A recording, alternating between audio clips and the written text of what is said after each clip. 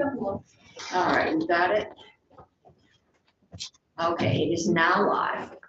All right, we are now live. We have Secretary French a little earlier than we anticipated.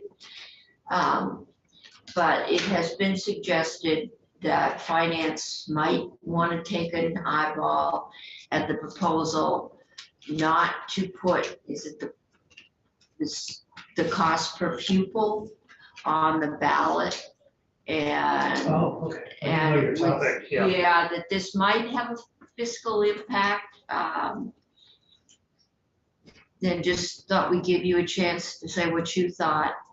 Okay, well, good afternoon, Dan French, Secretary of Education. I wasn't sure of your topic. I was prepared to talk about any of your but I just testified in the Government Operations Committee around this is House Bill 42. Yeah. Section 3 of House Bill 42 seeks to suspend the required school district budget ballot language. And this is a topic that goes way back in, say, my tenure. You might remember it excitingly as the 2-vote provision originally way back in time. Very contentious. That's right. Not my favorite policy solution. That's morphed over time to be, it prescribes how school districts warn their budget votes. The first sentence is the question, which is, I think, historically consistent with what it's always been. Shall the voters approve X number of dollars, which the board has determined to be necessary for the operation of the school district? And then it goes on, and this is sort of, I would say, the controversial part. It embellishes that question with a statement that says, this budget amount is equal to so much education spending per equalized pupil, which is then, if this budget's approved, will go up or down by a certain percentage point. And that second half of the statement, if you will, is designed to let voters know what the tax implications are of their actions. The argument in talking with the other committee is that suspension was enacted as a result of the pupil weighting formula. And I would agree, there are a lot of variables inside the education funding system right now. There's a lot of uncertainty in terms of student need and so forth. So there are a lot of variables. So we did support suspending some of these mechanisms. In particular, 2 mechanisms that are really cost containment mechanisms, which are the penalty threshold and hold harmless on equalized pupils, which school boards historically factor significantly into their decision making. This mechanism is really about budget transparency from our perspective, and what's being proposed in H42 is to suspend this. We think that's problematic. Personally, I'm concerned the secretary. I don't know how familiar you are with school district budgets, but their expenditure budget is no longer sufficient to just explain what the tax implications are. You have to understand education spending per equalized pupil, which is a net. So you take your expenditure budget and you subtract out revenues you have. School boards are required to include all of their expenditures and all of their revenues in their budget presentation. So if you're left with just saying, here's the expenditure budget, it really doesn't give you the full picture. And right now, for example, school districts might have $300,000 of new federal revenue in their budgets as a result of education recovery spending. And they might have an additional $300,000 of expenditures to deal with those needs. The net of those, they would net themselves out, not impact tax rates, but districts are required to show the $300,000 expenditure, and they're required to show the $300,000 of federal revenue. If all you had was the expenditure budget, but voters would just see a $300,000 increase, they wouldn't see the fact that those two are washing themselves out and have no implications to tax rates. That is all about to go away. We're approaching, I think, unfortunately for many districts, a funding cliff with COVID aid. So those federal dollars will expire in 24. And I'm concerned that voters really don't start to pay attention to these dynamics. That some people are setting themselves up for a funding cliff phenomenon at the local level. So that's sort of my second point of concern.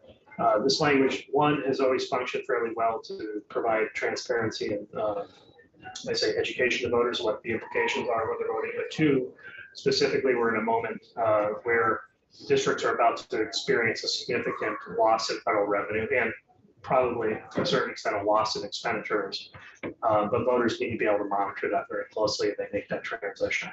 And when we saw this language appear, Commissioner Bolio, tax commissioner, testified expressing in the House the administration's concern about this suspension. I came in today to sort of double down on that in the Senate and just say, look, we have concerns about suspending this language. So just want to convey that to you. And I'm not gonna ask you what their argument was, but, okay. So you're doing this more as they shouldn't be able to monitor what their per pupil spending Right, is. and I think the original rationale for suspending this, it came out of the pupil weights would be my characterization.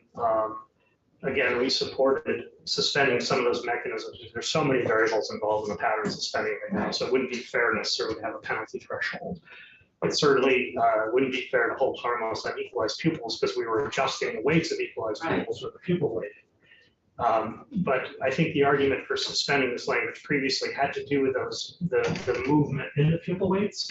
That's not necessarily the variable right now that I'm more concerned about. It's the expenditure change that's about to happen. Because districts are about to stop spending significant amounts of unprecedented dollars, but they're also going to lose those revenues. No harm, no foul if they're able to navigate that change. But if they're not, we're going to see pretty significant expenditure increases without voters understanding the tax implications of losing the revenues. So this was kind of our worst nightmare, is that schools got ESSER funds, they used them to reduce tax rates, and now the one-time money is going away. Yeah, I think the potential's there. So I think we're just raising a flag. We don't think it's necessarily the best time to maintain, let's say that suspension of what has been a useful mechanism to provide full information. Because I think voters are going to be keenly interested. We're very interested in the pattern of education spending that's about to occur as a result of those federal dollars leaving the system. Yeah. Committee questions? Nobody. So, I mean, just to like recap, it's in the bill that it would be reintroduced? No, it's in the bill that it would not Be suspended. It It adds a year to it, I think. Yeah, extend for you. It was Yeah. suspended during COVID because everything was crazy. Right. And it's expended during the waiting because for a while things are gonna be crazy. But this year, things are not crazy in theory. Oh, it's about to get more, I know, yeah, something like that, but yeah, that's the general idea. I mean, you have to look at the language center directly, but what's being proposed is essentially to maintain a suspension, and we think it's not appropriate to continue down the path. okay. And you voice that to go on. Absolutely, yeah. Okay. Committee, any questions? What do we think? Do we do it for 1 year and then suspend it again? I guess the law has already suspended it. When we did, I guess it must have been in the pupil weighting bill. I think it was 127. Okay. That's not right. Do you anticipate winners and losers in reintroducing this right now? Yeah, no, I don't think so. It's not the kind of thing that really changes the calculation in any way. It basically restores what the language was prior. I don't think there's any love for this question, so I think that's the other thing. Again, I've been around with it too, but which was a poorly crafted idea. Part of the argument, I think, with the distaste for language is that it adds complexity. But I wouldn't say this question creates complexity in our edge finance system. It's complex on its own merits. And this attempts to provide complete information, I think. It doesn't do anything to the calculations, it Right. just, we've always hoped might swing people's votes. Well, at least you have a better understanding what the tax Yeah. implications are. It points people to look at spending over equalized pupils, which is the ratio that really drives everything, not the expenditure budget. Whether or not it works. I haven't been very successful over the years convincing people otherwise, but it is how the math works. Yeah. It's a simple fraction, really. Yeah. Right. I mean, financially, it probably isn't gonna swing any school votes up or down, but it's there. Okay. Committee, that vote is they're hoping to get that bill out tomorrow or Friday on the floor. So if we have any feedback or GovOps, we need to do it now. I'm sorry, I should know this, I haven't seen the language though. Is it still gonna include some, what the percentage increase in, just not an equalized pupil increase rate? We'll still have some relative numbers for the voters to consider. If it's suspended, my understanding is it would just be the straight ballot question without any further explanation, Just the amount. just the amount. Just the The amount. question would be worded as a question. But I have to go back and verify that again. It's, you know, in a context, you'll hear more about the governor's budget tomorrow. And you'll hear from the state economists and so forth. And it's a very strange moment that we're in. I'm sure you're aware. You know, there's no historical comparison to it. There's so much money flowing through the system.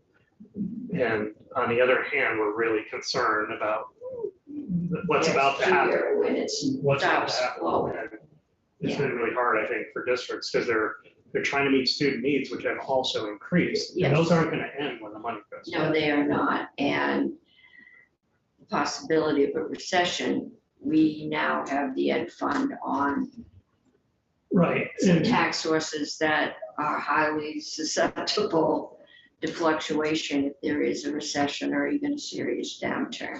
But we'll definitely go down when the federal money's all been spent on Amazon and you bought a car or a TV or, you know, a new washer and dryer. You're not gonna buy those again. Senator Brock. I was thinking for option A and option B, what the voter is going to see, and based on what the voter sees on the ballot, what's he or she going to think or make of it? yeah, again, I haven't been overly successful explaining this question regardless if it was to vote or not. I think of my experience, 15 years in the kingdom with floor votes, where where the board could have an opportunity to engage with voters, you know, in a dynamic way. Of course, it was a small sample of voters. Spending the bulk of my career in southern Vermont, where pretty much everything was done on an Australian ballot. When you walk into your question, I think immediately walking into a ballot booth and seeing that question, if I'm not fully informed as what spending equalized pupil means. It's pinned on the Yeah. wall of the voting booth and it assumes you're gonna take the time to read it. You have a 25-page explanation attached to the ballot. I guess, you know, again, I think there's complexities of our funding system that are, you know, represented in this question, but the rationale for suspending this question to me isn't as strong as it was. So we could say, yes, we suspended it during COVID, absolutely. Yes, we suspended it because of changes in equalized pupils, absolutely.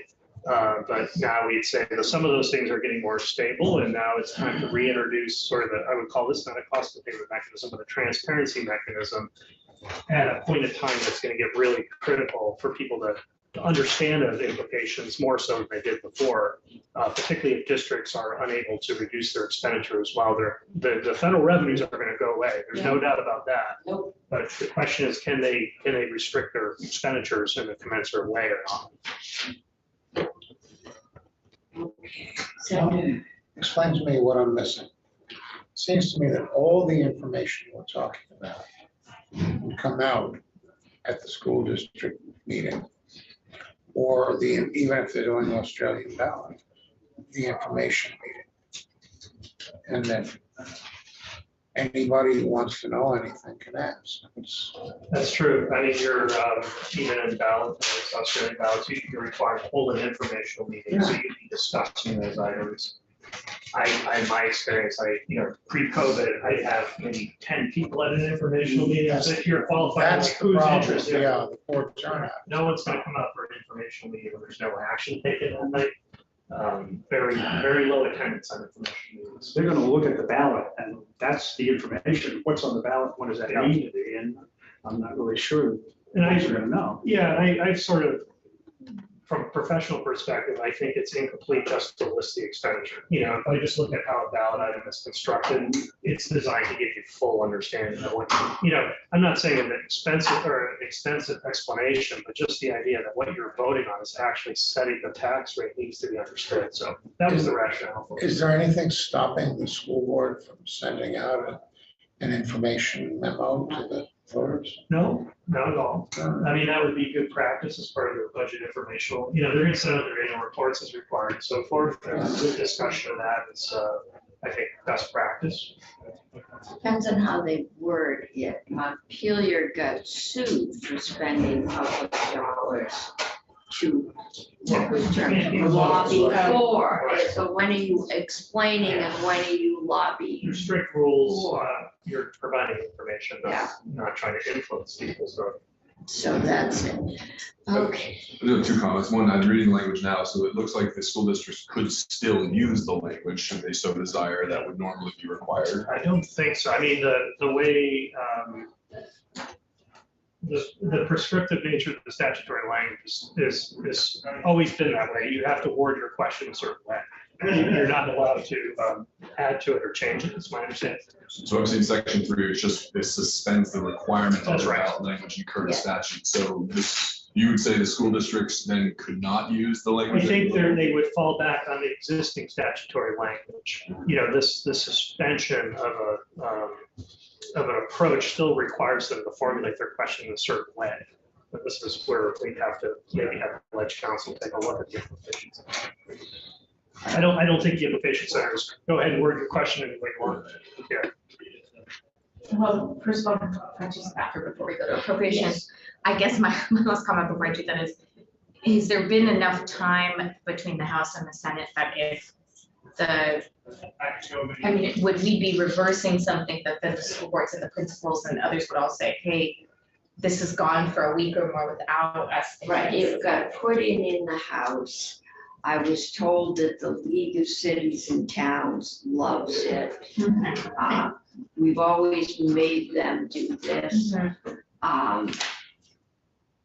This is supposed to get voted out this week because the towns are up against the Right. deadline for when they have to post warnings and print ballots. And we would support the rest of the bill. I mean, you know, we think the rest of it is totally prudent, but this doesn't even, from our perspective, doesn't really sit well in the intent of this bill. Okay, It's not about COVID, it's not about access to public meetings. okay, You know, it sort of stands out to us and it's increasingly, you know, like I mentioned, Commissioner Bolio came in the House and now I'm here today. From the okay, administration's so the perspective, this is growing administration would want concern. that in, Yeah. okay. All right. We support the rest of the bill. Okay. Any other questions? Thank you. Thank you. Good to see you. Alrighty. More information or less information? Yes, Calls for more. yes, okay.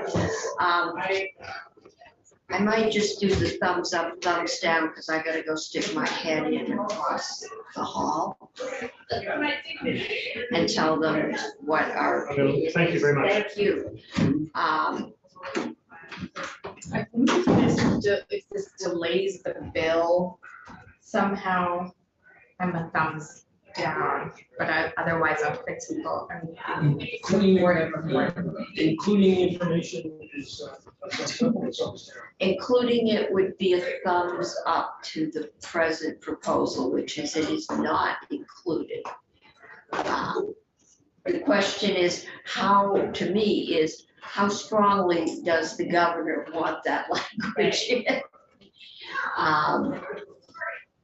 Is it going to, no, I don't think it makes any difference. And if it slows the bill down, that feels like a problem, because I know that towns are ready for it, but the LCT wants it. Okay, can I tell them that we generally like the idea of providing more information, but we don't want to slow the bill down. And, okay, We'd like to provide more information, but we understand that people won't understand it. yeah. You're absolutely. We've tried providing information so many times. Okay, we need